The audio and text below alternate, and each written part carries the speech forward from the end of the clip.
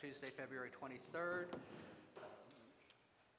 Court, would you call the roll, please? We do have a quorum.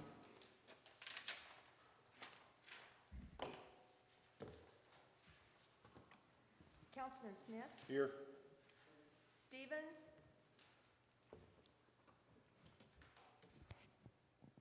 Here. Cox? Here. Boatright? Here. Pritchard? Here. Mayor? Here. Our scheduled business this evening is discussion and presentation of the City of McAllister water rate analysis and explanation. And we have John Wolf from Municipal Finance Services here to give us this presentation. I'm sorry, I think I'm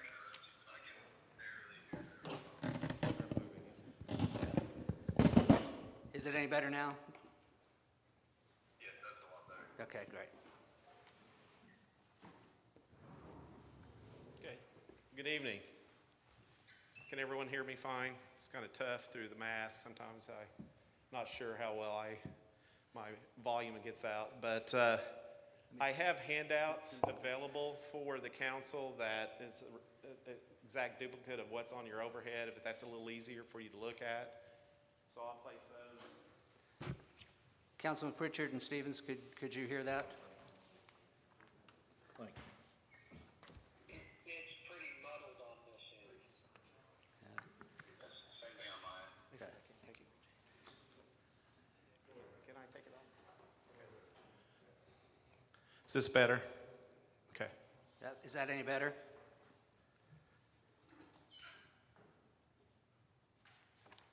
Yeah, that's a little better. Okay. Great.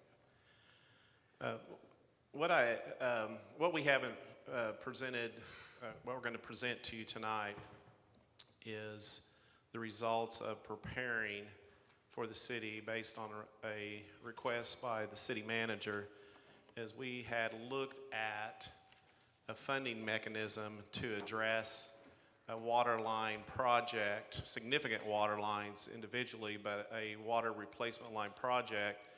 And we were championed with determining how would the city be able to pay for this, what kind of funding method that would be used.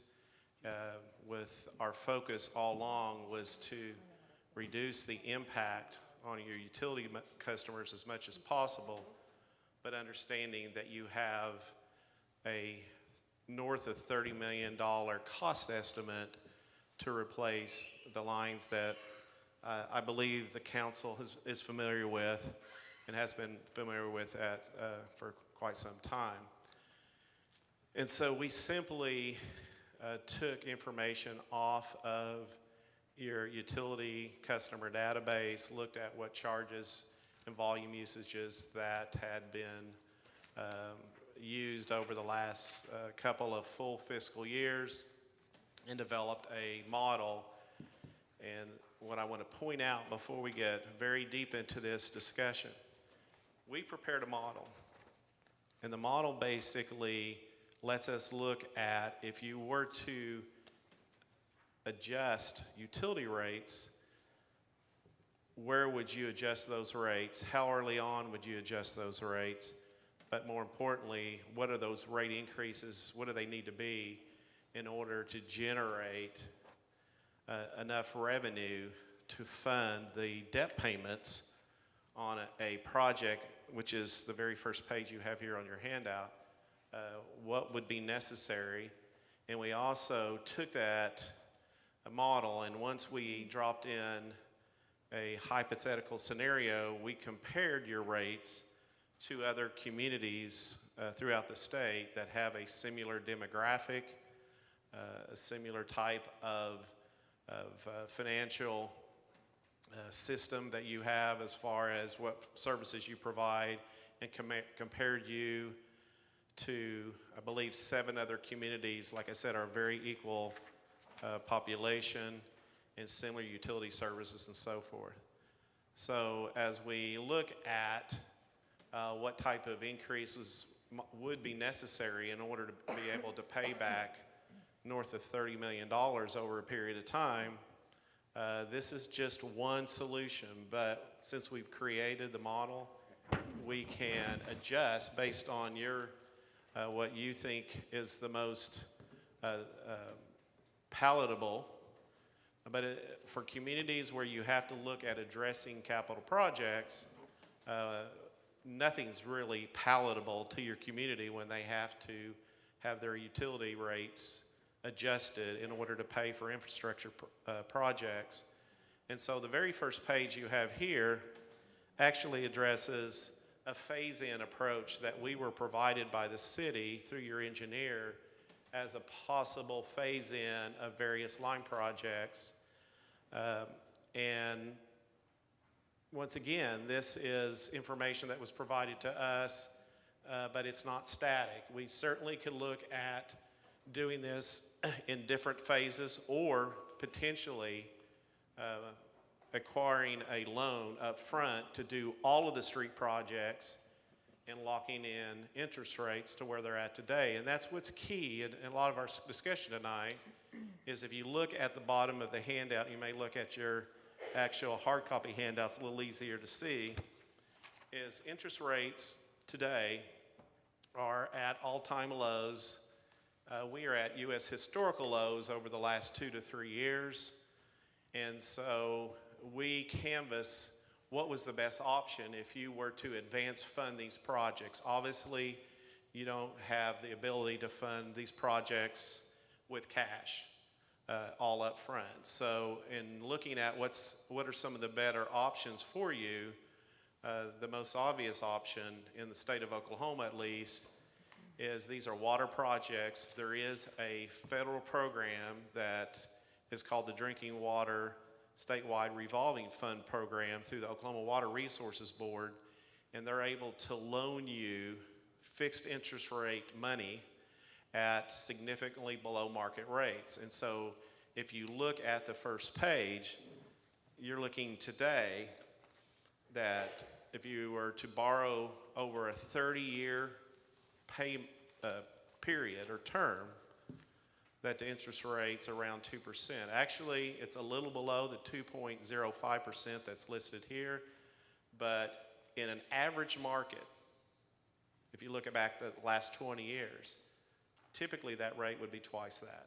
And so we're still at a very low interest rate, so it does make this a little more palatable as to the increase that would be necessary in order to cover the debt service that you would have on this project, whether or not it's broken into 3 different phases. And if you go to page 2,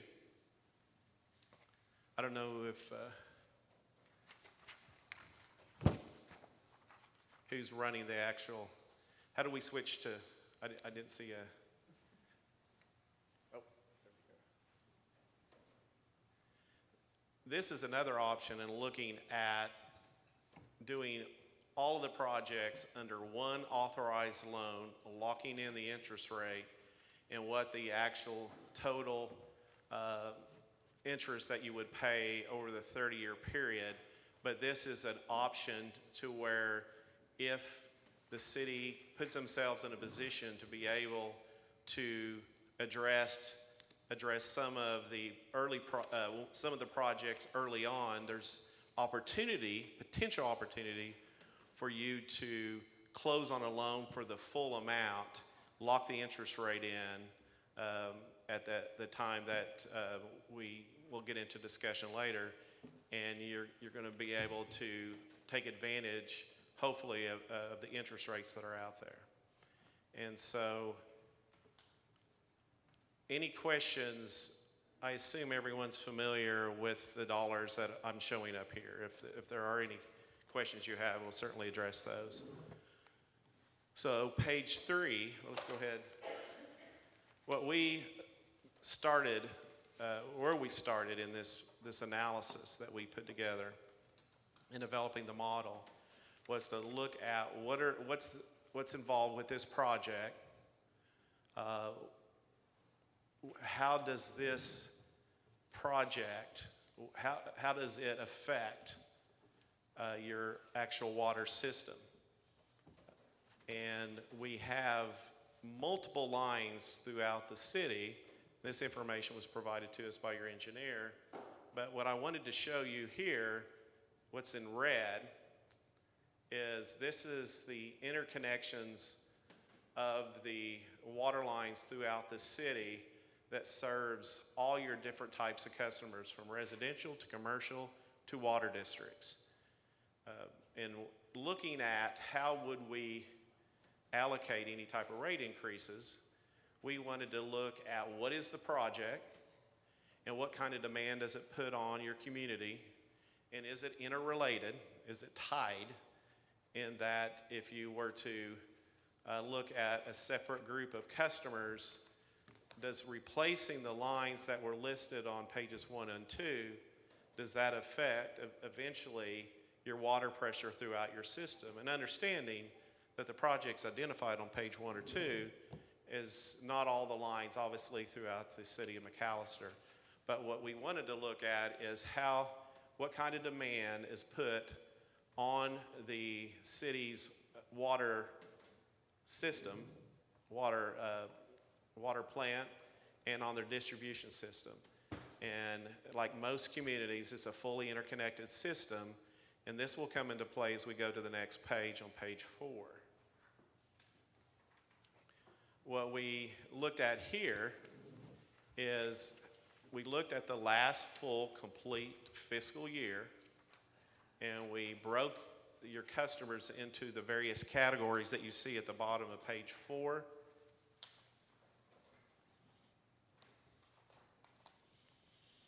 This up above is the actual results of billings for the fiscal year in 2020 and how your customers were billed and what their consumption levels were for that period in time. And so when we looked at developing the model, we simply looked at which customer group puts the greatest demand on the need for water in the community. And that's how we developed at least one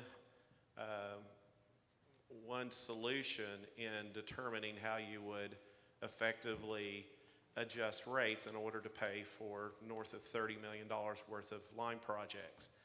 And as you can see, if you look at the bottom of that page, that the water districts, the residential customers, and the commercial customers make up about 85% of your consumption. And then individually, you can see that your water districts for that specific year, their usage was 28.31%, and your residential customers were a little over a third of your usage citywide, and your commercial customers were at 22.46%. All that means is when we go in to look at what group, how each group of customer, how should they pay for their water? Because with water treatment, water distribution, there are demands that vary from city to city. In McAllister's case, and I show this is for the most recent fiscal year, for 2019, the allocations of percentages were about the same. There was a little greater allocation for water districts. Now, if you look at the top, you'll see DOC. You can see that individually, the Department of Corrections was a little over 11%, and Berry Plastics was about 2.5%.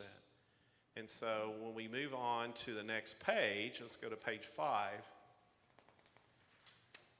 We were originally presented with a phase-in of projects. And so what we had to look at, once again, is what each customer type, what kind of demand do they put on the system. And so as an option in the model, we looked at any rate increases would actually reflect that particular customer group would then need to pay the appropriate base charge and volumetric charge. We are aware that in this we want to focus on this probably more than anything. We are aware that the city adjusted the utility rates for water districts. I think it went, Pete, back in September, it was effective, that their volumetric charge was increased from $3.79 to $5.79. It's a $2 per 1,000 gallon increase. Once again, what we looked at initially, that's a little better, it's a little brighter. What we looked at initially is with the increase to the water district from 379 to 579, that would generate, based on estimated usage going forward, that would generate so many dollars.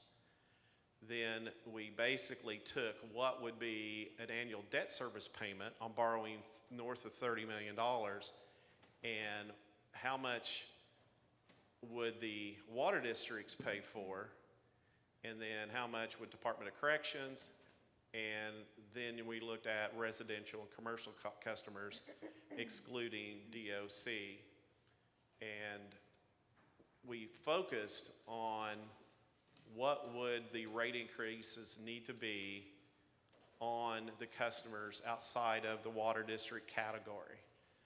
Since they had an increase back in September from 379 to 579, in this particular option that we have in front of you tonight, we did not touch water district rates. We did touch rate increases for the other customers within the city. That's not a recommendation. We think that's the fairest way to do this. It's our first shot at this. And so certainly as you look at what the revenues will be generated from increasing rates for commercial and residential customers, you may decide that you want a lesser increase on the commercial and residential customers and more on another category. The great thing about it is the model's created. If you decide to go to a different direction, 10 minutes, we'll send it back to you. But our focus, once again, is to generate enough revenues to cover, if you look at the box at the top, the far right-hand corner, the $1.4 million figure, that's what we are looking to generate in revenues. The city's not in a position to take on this, the cost of this project with principal and interest that you would actually have to pay in order to advance fund the project. That we believe that the city in its current position would not be in a position to bring dollars to the table to fund any part of this project. And at any point in time, staff can cut me off and say, no, that's not the case, but that's how we were presented with the information. So what we wanted to look at is, what do other communities charge on both base and volumetric that have addressed the kind of projects like you're addressing now, and how would you fare if you were to increase the rate significantly enough to accomplish generating revenues to cover the debt service on borrowing $30 million.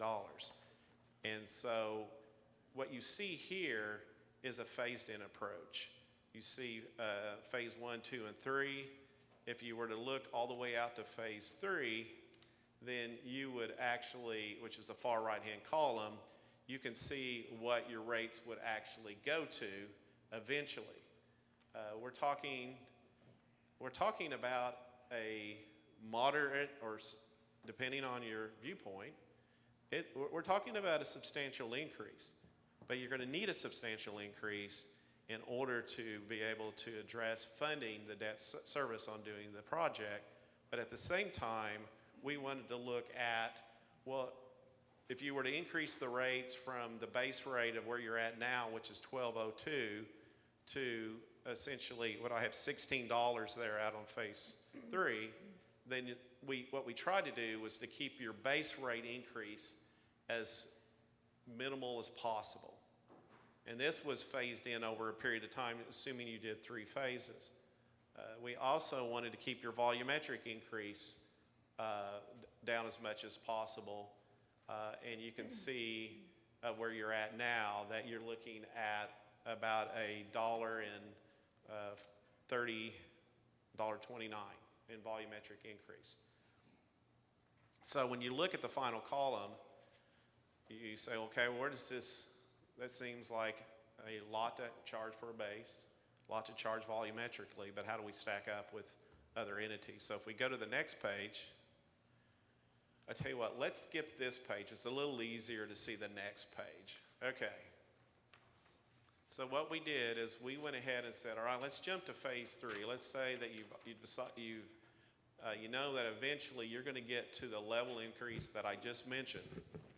And we actually compared you to other cities. Like I said, we tried to find cities that are have an equal demographics, equal utility revenue or systems. As you all know, it's not an apples to apples comparison when you compare city to city. Some cities have electric distribution systems that create, just by pure volume of revenues that are generated, greater ability to address projects. Some cities address some of their projects through general obligation bonds, therefore a less impact on their city with, especially on utility type infrastructure. These are communities that are very similar to McAllister. And if you look on the graphics down below, and what we've done is we've broken this out into different volume usages so that when you look at your different customer range, check my watch here. I know, does your meeting start at 6? Yeah, and what we'll do when we get Just to that, pick that. Okay, we'll pick up from adjourn there. this. I'll convene that. I'll just do two quick items of business on it, then we'll reconvene. Okay. What this displays is where you would actually be once you got to phase 3. And if you look at the orange bar, which is McAllister with all the creases into effect, and you can see how you compare against the other communities, you will have generated enough revenue to fund $30 million in projects. So you're that far down, you're further down the road in that you've addressed a significant water infrastructure system, or water system infrastructure. And as you can see, your rates still, compared to these other communities, especially on the average usage, which is in most communities around 5,000 gallons, up to 10,000 gallons in usage of water. You can see, looking at the orange bar, that you're in the middle of the road, actually less than a majority of those other communities. You're actually being brought up because the very first bar to the left, the blue, is where you're at now, and then the orange is what you would go to. And so you still compare favorably. And if we go to the last page, and this where at the regular meeting I come back and answer questions, get into more specifics. That previous chart was residential. This is commercial customers. And you can still see that if you were to raise water rates for both commercial and residential